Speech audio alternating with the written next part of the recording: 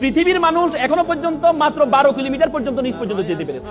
সেটা কে করেছে জানেন? 1970 সালে সোভিয়েত ইউনিয়ন। তারা চিন্তা করলো তারা পৃথিবীর নিচে যাবে, কারণ তারা পৃথিবীর নিচে হচ্ছে কিনা আমাদের বরাবর নিচে হচ্ছে কি আমেরিকা। আমরা যদি এখানে যে 6টা বাজে, আমেরিকাতে 6টা বাজে, রাত 6টা বাজে, দিন 6টা বাজে, রাত 6টা। সে চিন্তা করলো নিচ দিয়ে যাবে। তখন তাদের গবেষণা করে তারা নিচে যাওয়া শুরু করেছে সাইবেরিয়া অঞ্চলে। নিচে গিয়ে তারা 12 কিলোমিটার পর্যন্ত গিয়ে দেখে সেখানে যে গরম সেটা প্রায় 2000 সেলসিয়াস গরম। লোহা গলে যাচ্ছে সেখানে, কারণ 1500তে গেলে লোহা গলে যায়। আপনি দেখেন সূর্য আমাদেরকে গরম দেয়, আমরা 40, 50, 60 সেলসিয়াস গরম পাই আমরা। সূর্য আমাদের গরম দেয়, কিন্তু মাটির নিচে কিভাবে গরম হয়? পরবর্তীতে আর যেতে পারে নাই। সেই গবেষণা প্রতিষ্ঠানের প্রধান ছিলেন ডক্টর এসবক। তিনি বলেন, আমি যখন যেতে পারছি না তখন আমি একটা মাইক্রোফোন পাঠিয়েছিলাম সাউন্ড নেওয়ার জন্য, ভিতরে কি সাউন্ড হয়। বিলিভ অর নট, তিনি একজন খ্রিস্টান। তিনি বলেছেন আমি নিচে গিয়ে একটা সাউন্ড পেয়েছি, সেটা হচ্ছে মানুষের কান্নার আওয়াজ পেয়েছি।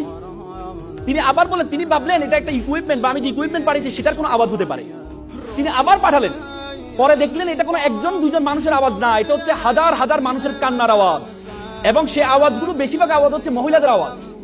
তখন তিনি স্টপ করেছিলেন। তিনি বললেন, I am a communist, I don't believe heaven and Bible, but I believe in hell. আমি জাহান্নামকে বিশ্বাস করি। আল্লাহ রাসূল বলেছেন বেশিরভাগ মহিলা জাহান্নামী হবে, বলেছি কিনা? এবং আমরা জান্নাতের ইল্লিন আর সিজ্জিন, ইল্লিন হচ্ছে যেখানে আমরা মৃত্যুবরণ করার পরে আমাদের বডিটাকে, আমাদের রূহটাকে ইল্লিনে নেওয়া হয়। ইল্লিন বলতে হচ্ছে আল্লাহ তাআলার যে আরশের নিচে রাখা হয় সিদরাতুল মুনতাহার পরে। আর সিজ্জিন, সিজ্জিন বলা হয়, সিজ্জিন হচ্ছে জাহান্নামের টুকরা, যেটা হচ্ছে জাহান্নামের সর্বশেষ জায়গাটা সিজ্জিন।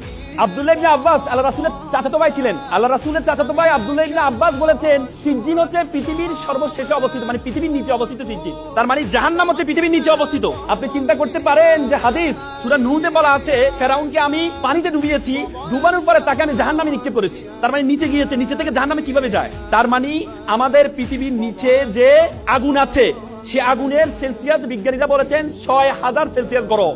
তার মানে ডক্টর এসবক যে সাউন্ডটা পেয়েছেন সে সাউন্ডটা কিসের সাউন্ড? জাহান্নামের সাউন্ড।